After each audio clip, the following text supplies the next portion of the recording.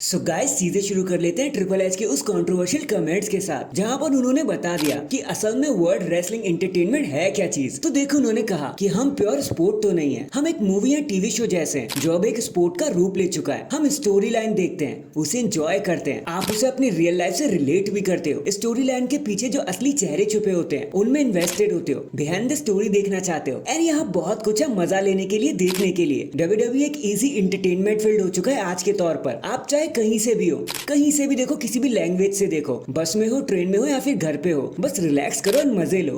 कुछ भी ट्रिकी नहीं है यहाँ पर, एक इजी सा कंसेप्ट है जो सबकी समझ आ जाता है। एंड इतना क्या कि ट्रिपल एच शांत भी हो गए। और अगर देखो किसी को आज तक डाउट था ना कि what is WWE is all about, तो शायद अब आपको आपका जवाब मिल चुका है, वो भी इंडस्ट्री के सबसे लॉयल पर्सन से। बाकी वीडियो को एंड तक जरूर देखना क्योंकि अभी तो हाई वोल्टेज ड्रामा बाकी है आपके लिए। तो वीडियो को अभी लाइक एंड सब्सक्राइब कर दो। एंड नाउ आप देख रहे हैं रेसलमैनिक्स एंड सब्सक्राइब करना तो बनता है। वेल, जब से रोमन रेंस डब्ल्यूडब्ल्यूई से चले क्या गए, तब से हमने देखा कि कैसे कोडी रोड्स ने पूरे ही रोस्टर को अपने कंधे पे संभाल कर रखा हुआ है, अपनी छाती पे लिया हुआ है। वो किसी को नाराज करने का मौका ही नहीं दे रहे, फिर चाहे बात प्रोमो कट करने की या फिर इन रिंग एक्शन की या फिर बिहाइंड द स्टेज, वो हर काम कर ले रहे हैं। लेकिन इसका मतलब ये भी तो नहीं कि हम रोमन रेंस को भूल चुके, उनको याद ही नहीं कर रहे। ऐसा तो बिल्कुल भी नहीं है ना। फिर चाहे कोडी रोड्स के इन रिंग प्रोमो हो या फिर ब्लड लाइन ही क्यों ना हो, हर जगह वी वांट रोमन के चैंट्स तो आज लगना शुरू ही हो जाते हैं और बंद होने का नाम नहीं लेते। बल्कि ब्लड लाइन 2.0 के जो एक्शंस है ना, उसके बाद तो रोमन रेंस की डिमांड और भी ज्यादा बढ़ चुकी है। खुद डब्ल्यूडब्ल्यूई भी वेट नहीं कर पा रही कि कैसे भी करके रोमन रेंस को जल्दी से जल्दी वापस बुला लिया जाए। और अगर रूमर की माने तो 1 मंथ से भी कम समय बचा है और रोमन रेंस अपना रिटर्न कर ही लेंगे, वो भी अगेंस्ट द ब्लड लाइन, क्योंकि सारी चीजें उसी के लिए तो सेटअप की जा रही हैं। बाकी लेट्स सी अब आगे क्या होता है, क्या क्या और हमें यहाँ देखने को मिलेगा। एंड अगर आप भी रोमन के देखो असली फैन हो तो वी वांट रोमन लिखकर कमेंट करना मत भूलना। चलो आज देख ही लेते हैं कि हम में से कौन कौन रोमन को असली चैंपियन मानता है, असली ट्राइबल चीफ मानता है। तो कमेंट करना बिल्कुल भी मत भूलना अगर आप एक सच्चे रोमन रेंस फैन हो तो। इसके बाद जब से डायजेक ने डब्ल्यूडब्ल्यूई को टाटा बाय बाय क्या बोल दिया, तब से आज तो हर कोई उन्हीं के बारे में बात किया जा रहा है। कभी शॉन माइकल्स तो कभी टॉमी ड्रीमर। एंड डायजेक ने अब ये खुलासा भी किया